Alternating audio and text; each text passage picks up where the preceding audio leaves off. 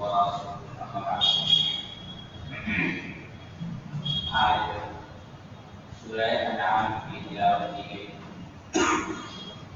اس سورت میں اللہ رب العالمین نے کئی باتوں کا ذکر کیا ہے،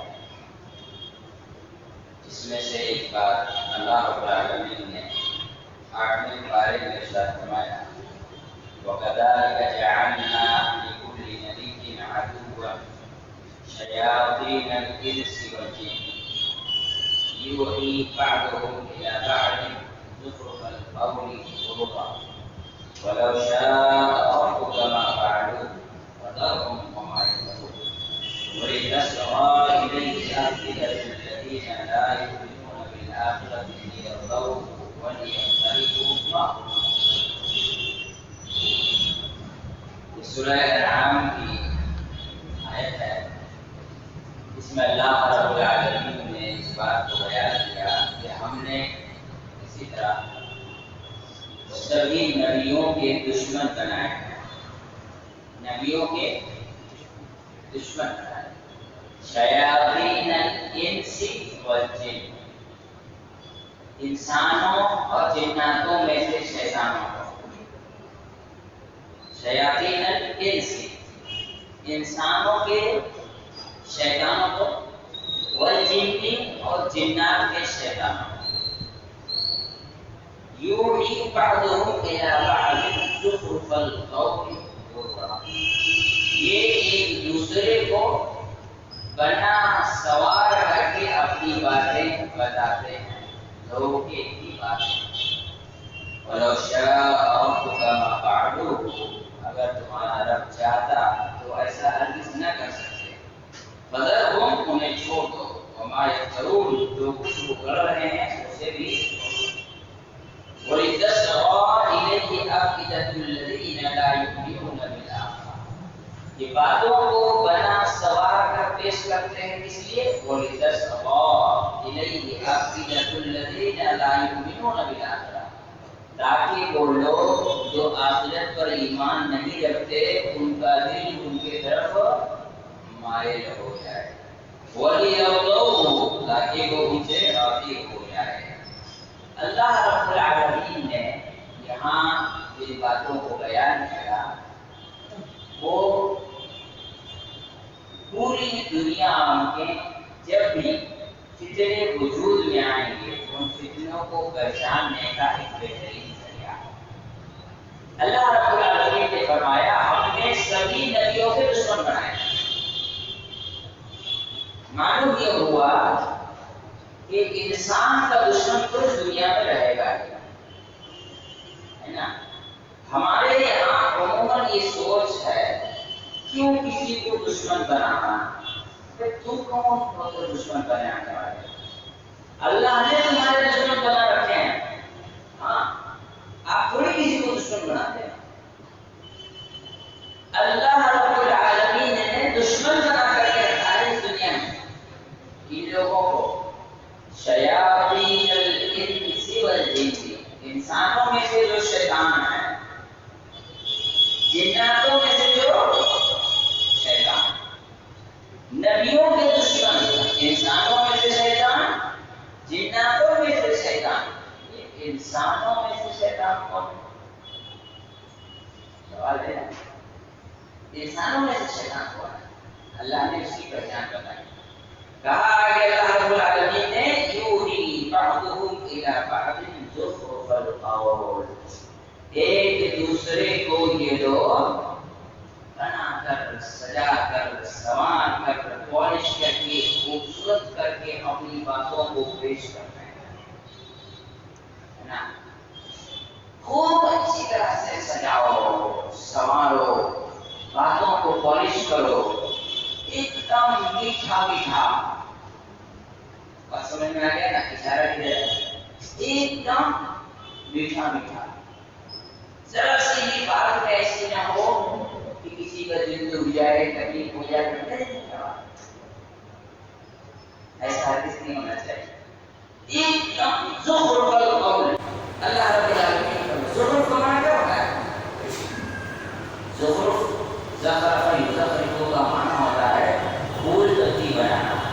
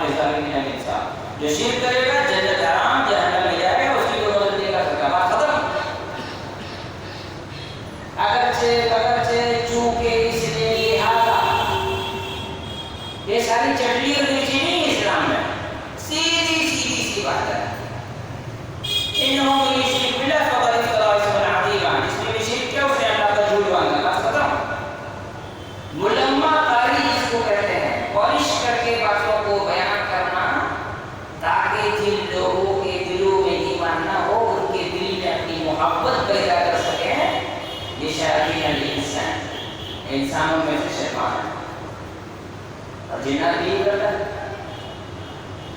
دنیا میں جتنے فتنے پیدا ہوئے، کبھی کوئی فتنہ پیدا کرنے والا کسی کا دشمن بن کے سامنے آیا؟ ابلیس بھی جب کسی سے گناہ کرایا تو سامنے دوست بن کر کے آیا۔ کوئی بھی انسان جب کسی کو گناہ کی طرف لے جاتا ہے تو دشمن بن کر سامنے نہیں آتا۔ چٹی چپڑی باتیں کرنا، ایک دم خوبصورت انداز میں سجا کر کے سنوار کر کے ایک دم سے تھالی جمیل والا اسٹائل ہے نا، تھالی جمیل والا اسٹائل، ایک دم تھالی جمیل والا اسٹائل رہتا، ایسے منڈی گھمانا، ایسے لگتا ہے تو بس یہ بیچارہ ابھی آسمان سے اترا، ابھی دوبارہ چلا جائے گا آسمان میں۔ میٹھے میٹھے لوگ، میٹھی میٹھی باتیں، نبی کی میٹھی میٹھی سنتیں، آدمی اسی میں لگا ہوا ہے۔ اللہ نے کہا اسے زخرف القول غرورا، یہ باتوں کو سجاتے سنوارتے ہیں غرورا، دھوکہ دیتے ہیں لوگوں کو، اس طرح کی باتیں کرتے ہیں، میٹھی میٹھی باتیں کر کے لوگوں کو دھوکہ دیتے ہیں۔ کبھی بھی کوئی بھی آدمی اگر زیادہ میٹھی بات کرے تو سمجھ جائیے پوری دال کالی ہے، دال میں کچھ کالا نہیں ہے، پوری دال کالی ہے۔ جب کوئی آپ کے سامنے آئے، آپ یہ میٹھی میٹھی باتیں شروع کر دیں، سمجھ جائیے کہ پوری دال کالی ہے۔ اللہ رب العالمین نے اسی کے بارے میں آگے کیا کہا، لِتَصْغَىٰ إِلَيْهِ أَفْئِدَةُ الَّذِينَ لَا يُؤْمِنُونَ بِالْآخِرَةِ وَلِيَرْضَوْهُ، تاکہ وہ لوگ جن کے دل میں قیامت کے سلسلے میں ایمان نہیں ہے، ایمانی طور پر کمزور، نئے نئے نمازی، نئے نئے لوگ جو ہدایت پر آئے، نئی نئی دینی رجحانات پیدا ہوئے، ایسے لوگوں کو اپنی طرف مائل کر لیں، ان کے دلوں میں اپنی جگہ بنا لیں، وہ ان سے راضی ہوں اور پھر ان سے کیا نکالے، اپنا کام نکالتا ہے۔ کبھی بھی زندگی میں آپ دیکھیں گے کہ آپ کا کام کوئی ایسا آدمی نہیں بگاڑے گا جو آپ کا دشمن ہو۔ کبھی دیکھیں اسلام کو جتنا نقصان منافقین سے ہوا اتنا کافروں سے نہیں ہوا، جتنا نقصان منافقین سے ہوا اتنا کافروں سے نہیں۔ اس وجہ سے کہ منافقین کیا ہے، زخرف القول غرورا، یہ میٹھی باتیں کرنا، مسلمانوں کے بیچ میں مسلمانوں کے جیسا ہو کر کے رہ کر کے گھسپیٹ کرنا اور نئے نئے فرقوں کو وجود میں لانا۔ کبھی کوئی آدمی بیٹھ جائے گا تو ایسے کرتے باتیں کرے گا جیسے لگ رہا ہے کہ بس اللہ کے نبی کی محبت کی باتیں، ایسے محبت کی باتیں کرے گا جیسے اس نے زندگی میں نبی سے محبت کے علاوہ کچھ کیا ہی نہیں ہے، لیکن اسی کی زندگی میں دیکھیے سارا شے اس کی زندگی میں خراب ہے۔ جتنے فرقے وجود میں آئے، اس کو وجود میں لانے والے سارے ایسے ہی تھے، زخرف القول غرورا، میٹھی باتیں کرنا، لوگوں کے کانوں کو جو پسند آئے وہی بولنا۔ اسلام میں سب چیزیں نہیں، اسلام میں سب چیزیں نہیں۔ اللہ رب العالمین نے قرآن مجید میں اسی کا آگے فرمایا، أَفَغَيْرَ اللَّهِ أَتَبْغِي الْحُكْمَ حَكَمًا وَهُوَ الَّذِي أَنزَلَ عَلَيْكُمُ الْكِتَابَ مُفَصَّلًا۔ جب اللہ نے تفصیل کے ساتھ اپنی کتاب نازل کر دی تو پھر تم کسی اور کی میٹھی باتوں کی طرف توجہ کیوں ہوتے؟ وَالَّذِينَ آتَيْنَاهُمُ الْكِتَابَ يَعْلَمُونَ أَنَّهُ مُنَزَّلٌ مِّن رَّبِّكَ بِالْحَقِّ فَلَا تَكُونَنَّ مِنَ الْمُمْتَرِينَ۔ پھر اللہ رب العالمین نے کہا کہ وہ لوگ جنہیں کتاب دی گئی ہے، کتاب یہود و نصارہ، اس بات کو جانتے ہیں کہ قرآن اللہ کی جانب سے ہے، اس کے باوجود اس کا مطلب کیا ہوا، جو آدمی کسی کو گمراہ کرتا ہے وہ خود جانتا ہے کہ وہ غلط کر رہا ہے۔ اسی لیے اللہ نے اہل کتاب کے بارے میں کہا، یعلمون، وہ جانتے ہیں کہ یہ کتاب منزل،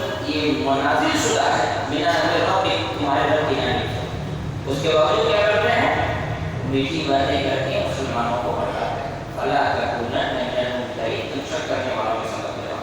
تمت کلمۃ ربک صدقا وعدلا، یاد رکھو سب سے سچی بات وہ ہے جو اللہ کا ہے، اور سب سے انصاف کے ساتھ فیصلہ وہ ہے جو اللہ کا ہے۔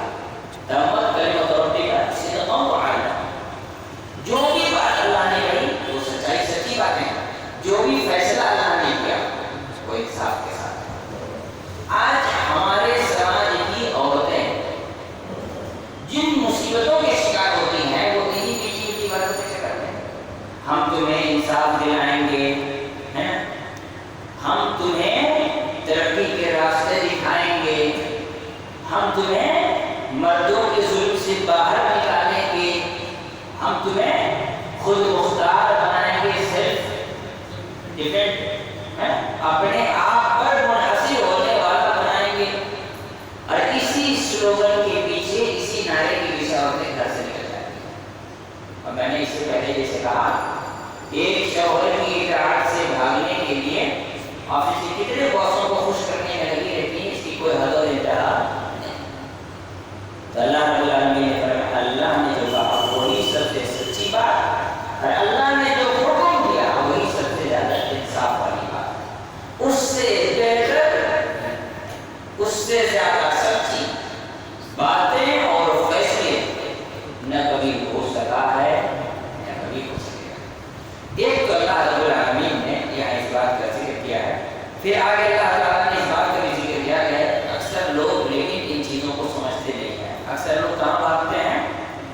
یہی گہری باتوں کی طرف لوگ بھاگتے ہیں۔ اسی طرح سے اللہ رب العالمین نے اسی صورت میں ابراہیم علیہ السلام کا ایک واقعہ بیان کیا کہ ابراہیم علیہ السلام نے سورج دیکھے، چاند دیکھے، ستارے دیکھے، دیکھنے کے بعد پہلے ستارے سے کہا یہ میرا رب ہے، پھر چاند کے بارے میں کہا میرا رب ہے، وہ ڈوب گیا، پھر سورج نکلا، کہا یہ میرا رب ہے، وہ بھی ڈوب گیا، تو کیا کہا اللہ اگر مجھے ہدایت نہ دے تو میں خسارہ اٹھانے والوں میں سے ہوتا ہوں۔ ابراہیم علیہ السلام کا یہ واقعہ ہمیں بتلاتا ہے کہ انسان کی زندگی میں توحید کو پہچاننے کے لیے کبھی بھی اللہ رب العالمین نے کوئی ایسا موقع یا پوائنٹ یا نقطہ باقی نہیں چھوڑا جس سے انسان توحید کو سمجھ سکے۔ کبھی بھی ایسا موقع نہ ہے ہاتھ سے نہیں جانے کا۔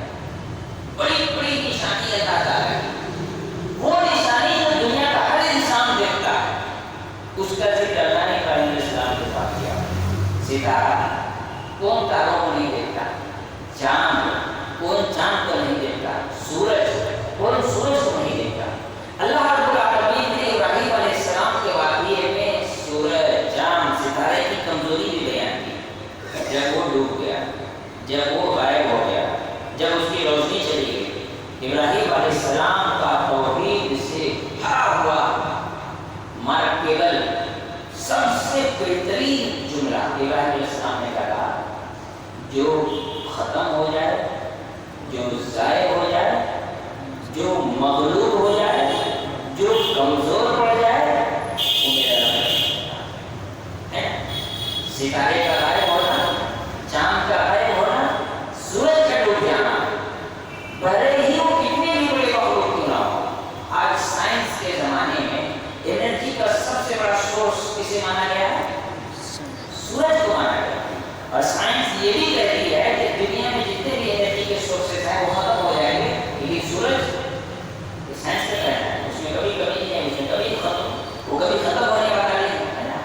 اللہ تعالیٰ نے اس سب سے بڑی انرجی کے سورس کا ذکر ابراہیم علیہ السلام کے ذریعے کیا۔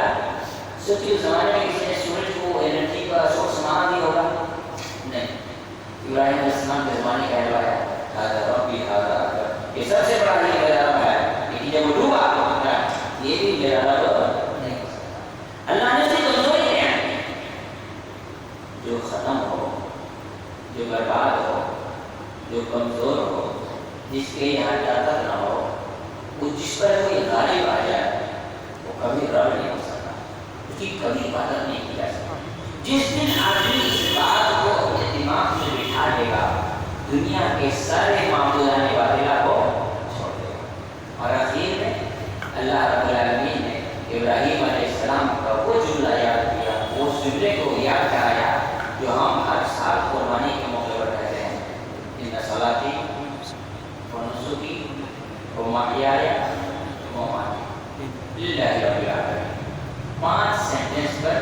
جملہ انسان کی زندگی کا کل نچوڑ کر کے رکھ دیا.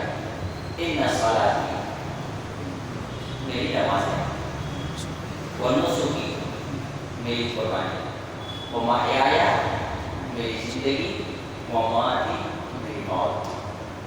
سوچیے، نماز ایک ایسی عبادت جو انسان کو دنیا سے کاٹ کر اللہ سے جوڑتی ہے. نماز، اب اس نماز میں ساری عبادتیں آپ کی وہ جڑ جاتی ہیں جو انسان کو اللہ سے جوڑتی ہے. مثال کے طور پر دعا ہے، یہ بھی اسی کیٹیگری میں آئے گا. اور دوسری ساری عبادت ونسکی قربانی، ایک ایسی عبادت جس میں انسان کا مال خرچ ہوتا ہے.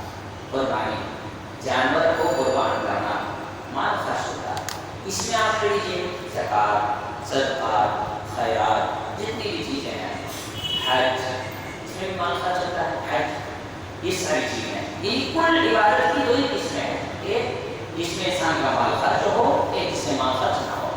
دونوں قسم کی عبادتیں کس کے طرف سے گئی؟ اللہ کی طرف. وجہ کیا؟ محیایا میری زندگی.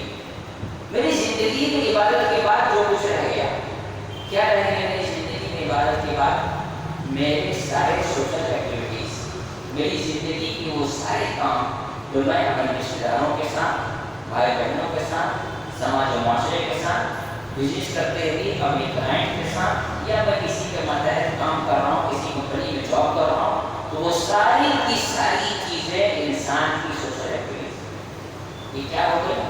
للہ رب العالمین، اللہ کے لیے. اب سوچیں کہ میں کمپنی میں جو کام کر رہا ہوں وہ اللہ کے لیے کیسے ہے؟ تو اس کی تفصیل ہے. انسان کسی جگہ اگر کام کر رہا ہے تو اسے اس بات کو ذہن میں رکھنا ہے کہ یہ اس کا یہ کام اس کے اور اللہ کے لیے رکاوٹ نہیں کرنا چاہیے. اگر لگتا ہے تو اس کام کو کرنا اس کے لیے حرام ہے، اسے چھوڑ دینا ہوگا. اللہ کے لیے ہے کیا مطلب ہوا؟ آدمی اس کے لیے سورۃ کہف میں چھوڑا جائے، وہاں کیا ہے؟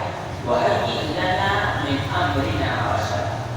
زندگی گزارنے کے وسائل، جاب اسی کے ہے، کاروبار اسی کے ہے، زندگی گزارنے کے وسائل. انسان اس لیے کیونکہ اسے زندہ رہنا ہے، اسی لیے کام بھی کرنا ہے. زندہ کیوں رہنا ہے؟ اس لیے کہ اسے اللہ کی عبادت کرنی ہے. زندہ کیوں رہنا ہے؟ اسی لیے کہ اسے اللہ کی عبادت کرنی ہے. وہ ماتی اور میری موت.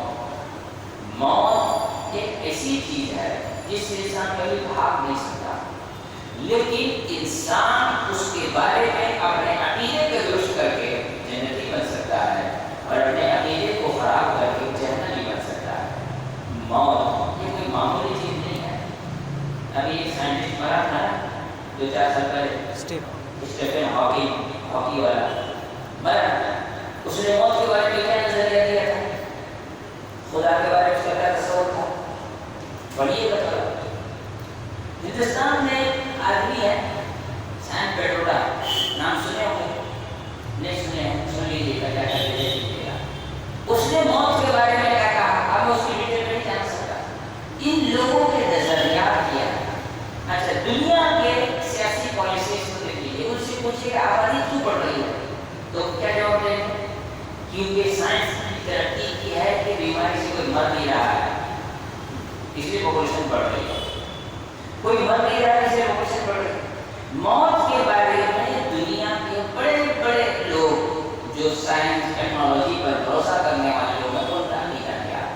اور اسلام کا عقیدہ کیا ہے؟ موت کے بارے میں، موت کے بارے میں اسلام کا عقیدہ ہے یہ اللہ کا حکم ہے. بس جب اللہ کا حکم ہوا تبھی انسان بنے گا، اس سے پہلے کبھی نہیں بن سکتا.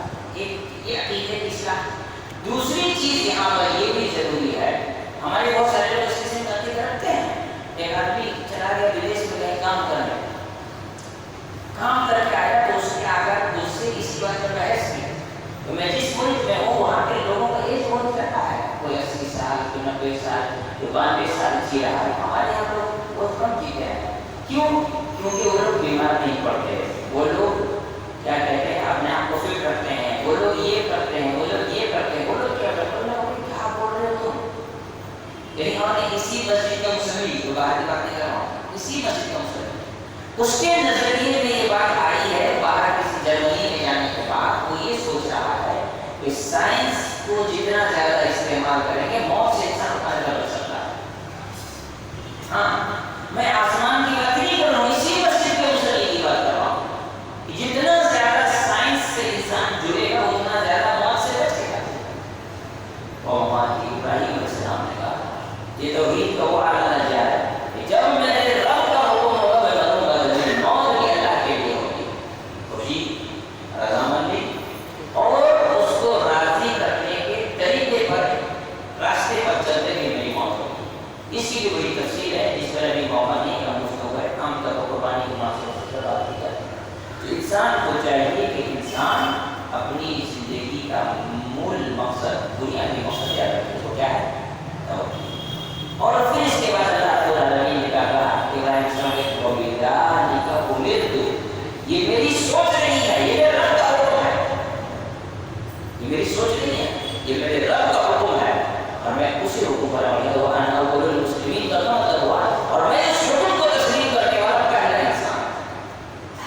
پہلا انسان جب اللہ نے حکم دیا سب سے پہلے ابراہیم السلام نے سنا اور ابراہیم علیہ السلام پہلے اس پر عمل کیا۔